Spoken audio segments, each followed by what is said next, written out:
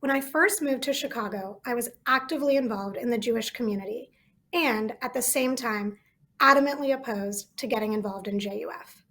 I refused to go to the big event and wasn't interested in finding my besheret at the blue and white bar night. At that time, I saw JUF through a very narrow prism and didn't see where I fit in. Now, I recognize that perhaps this isn't how you're supposed to start a speech for an organization you are accepting a leadership award for. But I wanted to start out by sharing my truth because I believe it is a story of an example of the power of JUF's engagement to transform people, especially young people who may not even be from Chicago, into lifelong leaders of the Chicago Jewish community. Over the past decade, my initial resistance to JUF morphed into a deep understanding, appreciation, and commitment to its work.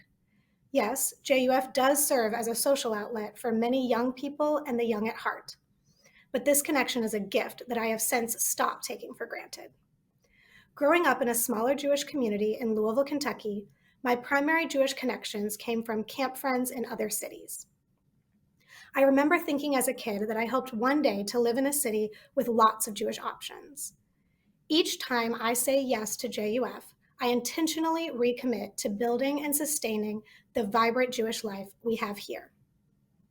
When COVID hit last year, I, like many others, felt completely helpless as we watched the needs grow each day.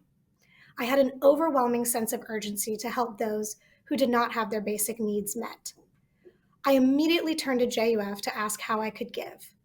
I knew JUF could assess the broader needs far better than any individual and know where and how I could make the greatest impact.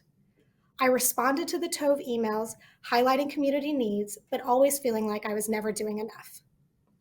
When I was asked to chair the Nourish Our Neighborhood community-wide collection drives last year, I said yes every time.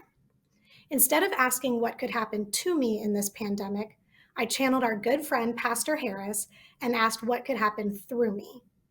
Together, we gathered over 1,200 volunteers who donated almost 3,500 kits of food, winter gear, toiletries, and school supplies to those in need across Chicago.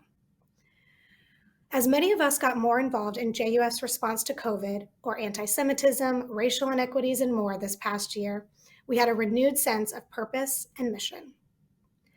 There is an African phrase I recently learned called Ubuntu, which means I am because we are. It embraces the notion that humans cannot exist nor succeed in isolation.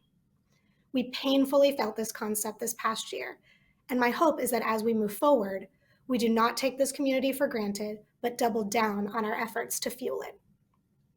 I am because we are. Our Jewish community is because we are. Israel is because we are. Chicago is because we are. Thank you.